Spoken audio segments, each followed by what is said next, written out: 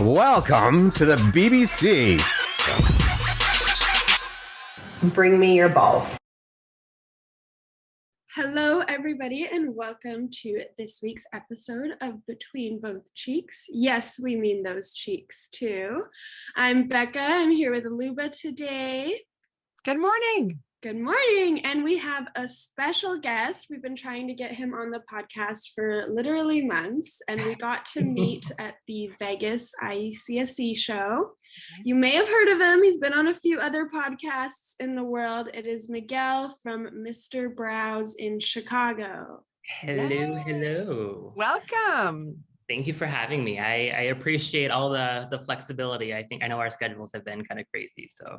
Goes both ways, sister. Okay, before we start, I just have to know, how was Maui? It was so good. It was so beautiful. Honestly, for the record, I never plan any of our trips that my partner and I go on. And this one was a surprise. We're turning 40 this year. And so it was a big surprise 40th situation. He thought we were going to Arkansas to visit my parents. Oh, wow. Very different. Very different. I told him a couple of days before to change how he's packed his stuff and just to get ready because we're not going to Arkansas. And then when we get there, the Airbnb is more beautiful than you would think. And the views are amazing. You can see sea turtles from the balcony. It was so unreal. Yeah. And then I came back with the fiance. Yay! Congratulations. So it was wonderful. It was a good trip. Amazing. So cute. I love that. What a place to do it, you know? Yeah. Honestly, it was perfect. It really was. Cute. Okay, so what do you want to talk about today, Miguel? So a couple things, I suppose. I think burnout, being tired, not really finding that work-life balance, and and not being able to find that, you kind of find yourself kind of hitting the wall. I think that, and then also just kind of client / friend relationships. I know that sometimes some of us, even myself included, I have felt kind of an obligation to accept an invite from a client perhaps, but you're like, oh no, I don't know if this is going to change our dynamic. And I value our current relationship. I don't want that to change for the negative potentially. Yeah. Because I just feel there have been a couple instances in my own personal life where I've had clients, or we'll start with friends. Friends come in and they turn into clients, and we have a great interaction. It's wonderful, but because we're friends, you're like, oh, hey, Miguel, sorry, I'm not gonna make it today. Just waive that fee because we're friends, right, girl? And then it becomes uncomfortable and a challenge, and you're you don't want to damage friendships essentially. So it's tricky. It's kind of like borrow or lending your friend money. Yes. It's the same way when you start to be, let things slide, that it's okay for this person. Yeah, I just recently had the same thing. So I'm not even in the treatment room. So continue. Sorry. It's a struggle sometimes. I've actually had to fire a couple of friend clients. I'm like, listen, I love you. I care about you, but I just don't think that this kind of a relationship is very productive for either of us. I don't think we're a good fit for each other. Yeah. As a provider, let's be friends. Let's go grab a drink. But I just don't think that we're a good fit in that world because I feel like there might be a little bit of a lack of respect. And how did that go? And are you still friends now? So I try to do it in text, not because I'm a bitch and trying to get out of it or anything, but I like a paper trail, right? I come from kind of corporate brow world, and paper trails are important. And so, this actually just recently happened. I had someone who had literally no-showed me, and I'm like, hey girl, what's going on? Where you at? And he's like, oh, very vague, non-specific message, can't make it. And that's it, crickets. I'm like, okay, thanks for nothing, friend. And we don't have a card on file for this person because they always Apple Pay. And it's your friend, so you don't think they're gonna do you dirty. Yeah. And so, I told him, say, hey, if this happens again, I'm not going to be able to keep you as a client. So just, keep the communication there. If you have to not make it in because of whatever's going on at work or, personal life, let me know so that way I can plan accordingly. Otherwise, you're kind of sabotaging my day because I stay busy. Yeah. And he's like, oh, no, I totally get it. I know this isn't a hobby. This is your business. And then a few months later, it happened again. And so I had the message ready because I knew it was going to happen, unfortunately. And I was like, hey, I know we talked about this back, a few months ago. I just want to remind you, like, I have to stick to my word. That's all I have is my word. So, unfortunately, I can no longer be your provider. No hard feelings. It's literally just business. Let's catch up sometime. And he was very understanding. And I'm sure like he was probably like, Miguel, you're a dick. But he didn't say it, and it's one of those things where you can't really say it because I'm standing up for myself and my business. And that's kind of what you have to do. You're representing your business. And if he goes someplace else, it's going to be the same thing, but he's going to have a card on file. Mm-hmm. Yeah. So it's not as nice out there in the real world. No, So, no, that's exactly. how it goes. What happened with you, Luba, recently? I just had someone's partner like no show. And when they called them to be like, hey, where are you? And he's like, oh, I put my home address in my GPS and I drove home. So I just don't feel like coming in now. Okay, that's very dumb. So at first I was like, I'm gonna call bullshit, because I would have been like, when you get in that mindset too of like, you're going someplace familiar and then you're like, oh my God, like I'm not even going in the right direction of where I'm supposed to be going. I don't know if that's just me. Sometimes you forget when you're driving. Right. But you usually catch it before you fully get to that end destination of like, oh, I gotta like take the exact. So I just felt like, because the staff called him, that he was already like, peace out, I'm done. I got a sassy little text from his husband before this happened, and he was like, oh my God, do you guys even answer your phones? And I'm like, I was dealing with so much at the time. I was like, what are you talking about? Where? And I'm not a provider. I'm an international owner. So I'm not in the store, I would say like 85% of the time, maybe 90. So I was like, you don't even know where the hell I am. Like, what are you talking about? But I was actually in the store during that time. And I was like, I got 2 people in the front. So I know that the phones are being answered. Not a response from the husband after that sassy little text. Then the girls call and the husband is like, oh yeah, no, I just like put my GPS on and I'm at home and I'm not, I can't make it. I'll reschedule. So I was like, where's his appointment? Because you see it either like checked out completely, that we've taken payment for it, or they go gray saying that they missed their appointment. So I'm like, well, where is it on the books? And they're like, well, he just said that he had to reschedule it. And I was like, okay, well, where's the charge from today? And they were like, well, and I think they start to feel like that too, because it's like people will come in and be like, I'm friends with the owner. And Becca can attest to this when she's my receptionist all the time. I'm like, I haven't heard from this person forever, but I was a stickler. I was like, I don't never know. heard of you. You gotta pay for it. Yeah. I mean, you would think as a friend, you'd want to respect that rule even more, because like they know what's going on the inside.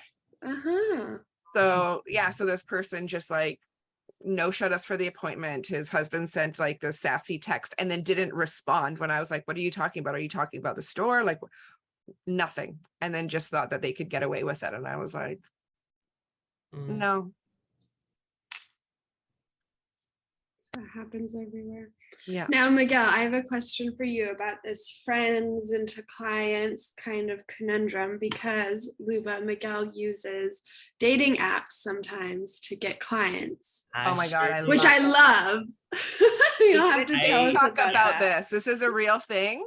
It's such a real thing. Listen, there's also, to be honest, an escort website as well that I have come across. Great. And I totally created a profile on there and was like, just to be clear, like in my like little profile description, it's like, it's a little more, it's not what I would put on my website personally, how I would word it, but very frank, very direct. I'm like, listen, if you're looking for a happy ending, you probably deserve one, but it's not going to be with me. Just to be clear, if you're looking to like clean up for whoever you're wanting to go see, great. I'm the guy to go see. I'll clean you up. I'll send you on your way. Great. But on the dating apps like Grindr, for example, literally my my handle on there is called the Pussy Barber, and one of my friends mentioned the name, and I was like, oh my God, this is amazing. We're going to use this. This is hilarious. I've slapped it on shirts. I've given them out at like gay pride festivals. It's been good. I do think that also because like I have a pretty comfortable small like friend group circle, but every now and then you're like, oh, this person seems cool. I want to build like maybe a friendship with so-and-so, and I happen to have met them on the dating app. Then I try not to talk so much about what I'm doing in the salon. I just try to like small talk and see if like there could be a friendship there or something like, grow from that. A lot of times, they're looking for something else. And I'm like, girl, I'm busy for you. Yeah. I don't have time for that. But, people will see my name and they're like, oh my God, Pussy Barber. Wait, what does that mean? Are you an actual barber or are you like taking care of down there? And I'm like, part two, like taking care of down there. Come on in, like we'll wax you. It's not going to be like a 40-year-old virgin moment where you're screaming in pain. It's not going to tickle, but it's not going to be so bad. Oh my And God, it this is helps. so great. It's love pretty that. good. That's a hustle. Yeah. I feel like, now at this point, I'm getting new clients. Like 5 minutes before we got on this call, I got a notification saying that someone had booked for tomorrow. So I'm like, this is great. I feel like I'm always just getting new clients now. So it's kind of just working for itself. That's brilliant. It's just Brilliant. growing. So with like Grindr, do you find that those clients kind of muddy the waters a bit between client and friend more because they come from a dating app, or are they like generally, do they stick to the rules more and respect it more than maybe like a friend to client? So I think that, and I'm sure that you guys can also like agree to this, when you work with people for a certain amount of time, you start to like pick up on body language and what their intentions really are, especially when you're in person. And so like there have been some cases where I'm like, okay, let's just get this over with because you're giving me all the creeper vibes and I haven't even like, you're just entering the building and you're being weird. So in those situations, I don't encourage them to rebook. And usually I'm like a stickler. I'm like, if you're not on my book, you're not my client. That's just kind of the way I was taught. And I like to have clients. So I encourage everyone to book, even being this time of year, I'm like, hey, it's the holiday hustle time. I know there's not like that many, brown leaves or anything yet, but like we're getting there towards like, holiday season. So book out your next several appointments to guarantee your spot. And it also just makes me feel good because I know that I'm expecting a certain amount of income. 1000%. Yeah. But I feel like when it comes down to muddying the waters or like making things weird, not really. I think that as long as you're pretty direct about your intentions, you're good to go. And if they're not being direct, you can still pick up on what they're trying to like do based off of how they are talking. Because some of them are just weird, but that's everywhere. Yeah. And sometimes they can be weird, but still normal and respectful. And when I say weird, I mean like, you mean creepy. Like weird is fine, but like creepy weird, I mean like, no. I had one guy say, oh my God, you're so cute. Do you do after hours massage? I'm like, I don't. And bye. Oh my God. And then he texted me later on. He's like, sorry if I offended you. I'm like, I'm not offended. I feel fantastic. Thank you. But it's, you won't know unless you ask, I guess, but also don't ask again. Yeah. And it's like, I'm pretty sure that you've got like your services listed. So if I was doing massage, it'd be there. Yeah, 100%. I'm like, I'm good. I don't do that. Right. Oh my God. Not the right place, sweetie. So you come from, you said, a corporate background. Corporate-ish. Corporate-ish. Okay. And so, then, go ahead. Oh no, I was just gonna say, I used to work back in the day when I first got into aesthetics. One of my first jobs was with Anastasia as, their account coordinator after like kind of working my way up a little bit. And they were very about their documentations and paper trails and getting everything on an email. So some of the stuff I learned back then kind of stuck. Crazy. So now, and how long have you been on your own now? Technically as a tax-paying business since 2018, which has been great. I actually just had my 4-year business anniversary. Wow. Congratulations. Oh, congrats. You passed the 3-year mark. That's a big I was win during the COVID pandemic, but it all worked out. Now business is better than ever. So amazing. So talk to us about work-life balance, corporate versus your own. So back like corporate wise, like back when I was living that life, there was really no balance. I feel like, you got to drink the Kool-Aid to do the job, and I did the job well and I loved it. But at the time, I to accept this role, I had to move away, and it was a whole process. So like I kind of started off without having a personal life anyway. So it kind of worked really for them in their favor. They're like, this is great. He has no friends here. He doesn't have a partner. Like, this is perfect. But then like, you know, coming to Chicago after a while, and kind of just starting from scratch and building my business, in the beginning, I feel like you definitely have to hustle a lot. I was doing all the things and like making it appear as if I was just doing the salon business. Like I was literally doing like, I was working at a brow bar. I was working at my own place. I was doing Uber Eats. Like I was doing all of it. And like working insane hours. I would like stop by the salon, make myself an espresso and like hop back in my car and do Uber Eats again, like at 3 o'clock in the morning. It was just all the things. And then show up back to work the next day at 9 a.m. like I wasn't dying. Oh my God. But cut to like years later, I make it a point to take like a couple days off a month, like consecutively, A like couple days off a month. Spoken month. like an entrepreneur right there. Like on my work schedule, like if you look on my calendar, you'll see that I work 5 days a week in the salon, or yeah, in the salon. Realistically, it's 6. That Monday is like an admin day, and then like I'll blend in some clients in the mix. And then Wednesday is like a proper true day off. But then the end of the month, I'll do a little something. Like I'll collect a couple days off, and I'll go to Maui, for example. That was a little bit extra, but like, you know, that's what we did last month. I went to Vegas, Tampa, like nowhere super exciting to be honest, but like little fun things that will make me not have to work. I can't be like, hey, I'll be there at 5 minutes, you know, to come do your brows, because like I'm in a different state, so it's not really an option. And like my clients know what's up because I've planned these trips or like these general timeframes off months in advance. I am like, if it's not on my calendar, it's not real. So all of my personal and professional things are all on my salon calendar. And so that way I work around it. And I feel like because I'm so like in tune with my calendar, I'm able to not find myself burning out. Like I'll schedule myself half days off randomly, and I'll like look at it as I come up to, I'm like, why do I have this off?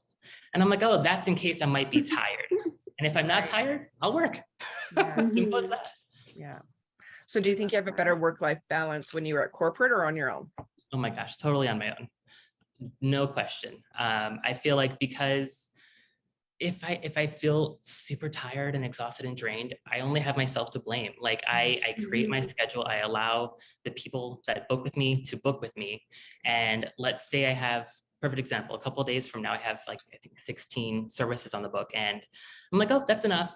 I blocked out the rest of the day. Like, I'm not here, like, don't get me wrong, I love money, but I'm not trying to like be so drained that I'm a miserable human when I come home to my partner. Like, that's not great. And so I try to keep the balance in that. So I feel like definitely working for myself has been a huge game changer in regards to giving myself balance. Interesting. Usually it's the other way around. So that was fun. But do you think that do you think it's ever in your plans to expand and have employees, or do you want to just like be solo? Because I feel like that's where it gets tricky. Yeah. I have some concerns with hiring, just because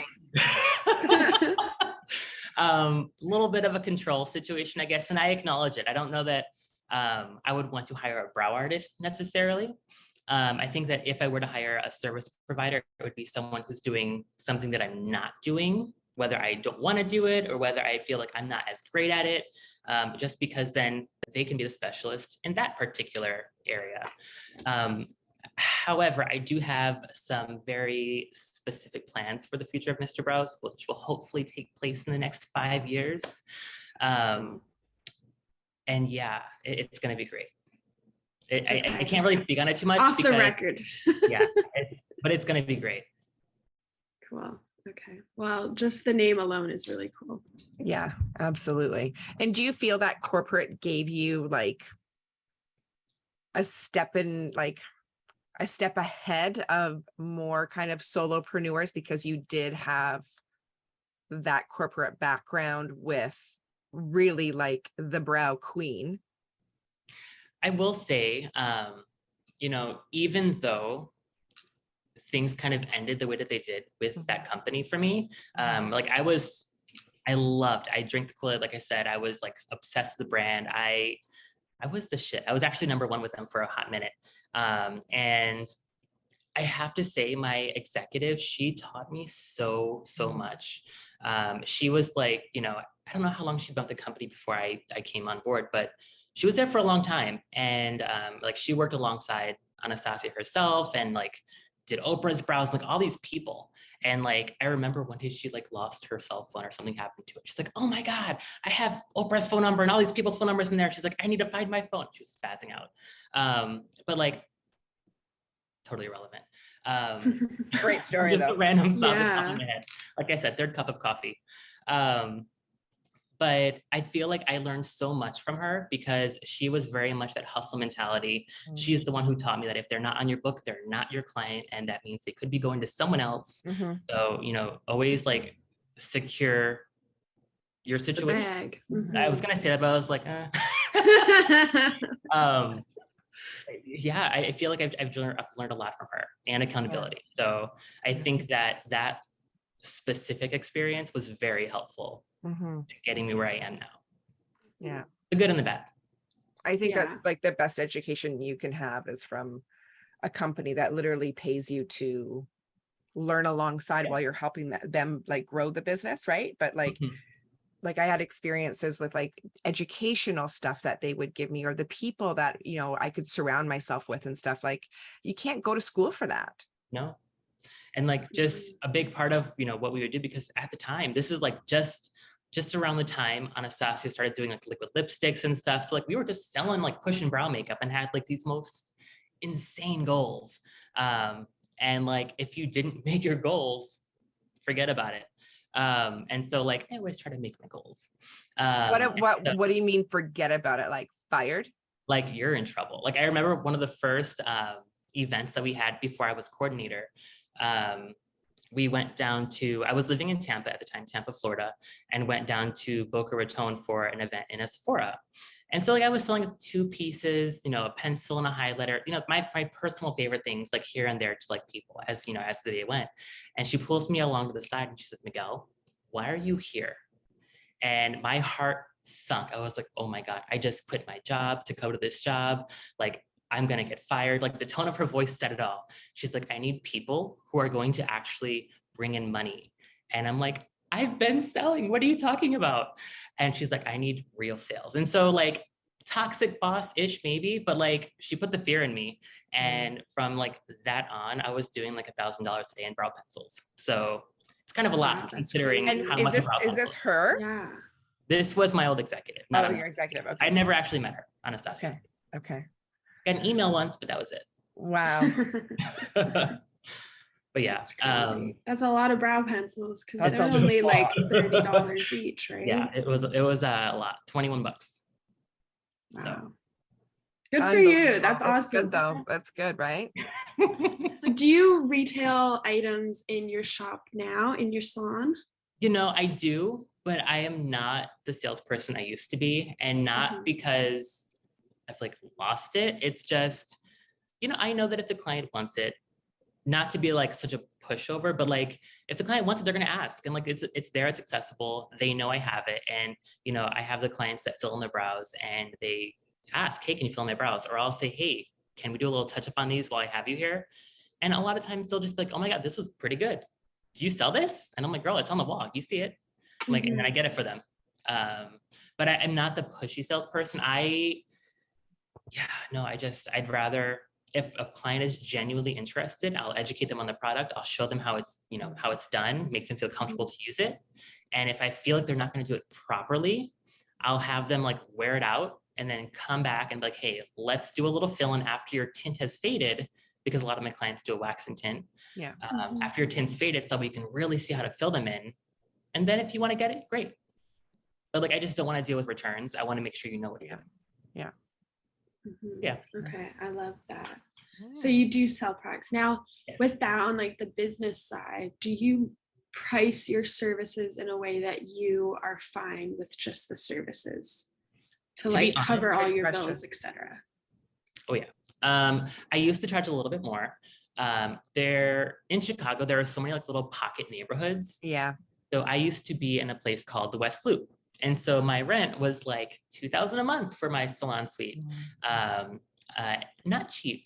And so like my services were not priced perhaps to match that, but I still wanted to be reasonable for my old longtime clients because I don't want to price specific individuals out.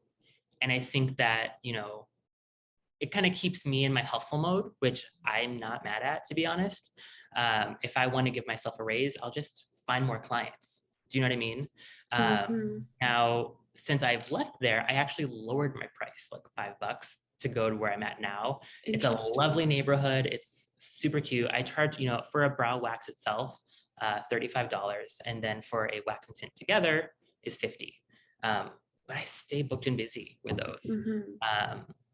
So like, it doesn't really affect me in a negative way. And my salon rent is much cheaper. Because, it's not so much like a chain.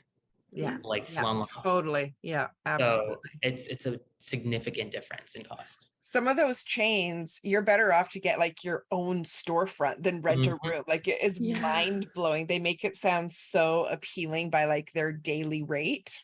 Yep.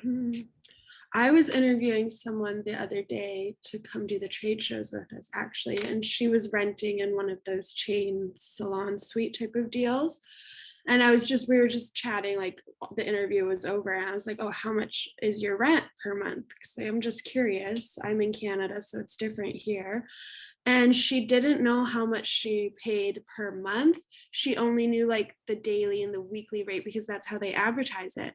And I like have my calculator on my desk and I'm like adding it up and I'm like, oh, that's this much. And she honestly had no idea. I was like, girl, that's like step number one is like how much is incoming and outgoing, Oh my gosh. But that just speaks to how they advertise and market those places, they don't want you. She was like, oh, it's only like whatever, I forget now, but it's only $50 a day. And I was like, oh, I forget the number, but I was like, okay, well, they've done their job because that's all you're like, because that doesn't sound like a lot, right? Yeah, that's fair. I mean, that'd be the first thing I do, talking to someone, be like pulling, like literally what you just did, pull up the calculator, take a look, because like how many brows is that? No. Yeah, exactly. Right? You have to work it out backwards to see if it's doable. So it's just a funny thing in the industry that I've noticed. So if you're listening out there, make sure you do your math because it could really make or break if your services are enough or if you really need to push retail or packages or gift cards, etc. Yeah, exactly. So what is your advice to people out there, Miguel, that want to kind of start their own thing, their own business? I say 100% go for it, but some people have a certain kind of mentality where it's like, it's fine, I'm gonna just go straight out of school and figure it out. Don't do that. Work for somebody for a little while, not even to like acquire a clientele necessarily, but to get some experience, learn what works for you. Everyone, we all make mistakes. We all, skin lifts, things happen. And it's good to like go through that learning process because, let's be real, after school, we all think we know everything. We're walking into the nail salon and we're like, oh, that's wrong. But like, after you've lived it for a while, you're like, oh, that little hairball like on the floor, I'll clean it up, but like those things happen, that kind of thing. Not so much me because I don't cut hair, but you know what I mean? Yeah. My biggest advice would be, go work for a space that does what you want to do. Learn everything you can, be a sponge, take all the notes, and then think, what would you do to make it better? Yeah. And also I think that there are a lot of people, I haven't really run into any recently, but I used to see a lot of people that would be like, oh yeah, this seems like a pretty good career. It's cheap to go to school for it, or less expensive than maybe like a 4-year college. And like this person I follow on Twitter or TikTok, like they're doing amazing and they're Insta famous or whatever. I think I'm gonna do that because it seems fun or it seems like easy money. This is not for you. Do it if you're actually like your heart is into it, not if you think it's an easy buck, because the money will come if you're happy with what you're doing and you enjoy it. And if you're not, and if you're just doing because you think it's going to be like a cash cow, the money's not going to be there, friend. Sorry. I love that Totally. advice. That's so good. It was so good. I think so many people need to hear that in this industry, because just with employees and, the last 14 years in 2 countries, like sometimes it's just very delusional on the amount of money that they want to make, especially coming out of school. And I'm like, I'm not sure what you were expecting. No, I was making minimum wage when I first started. And they were like, it's fine. You're going to be okay. You're going to make tips because you're going to have a clientele. I was in Carrollwood, Florida. No one was getting facials.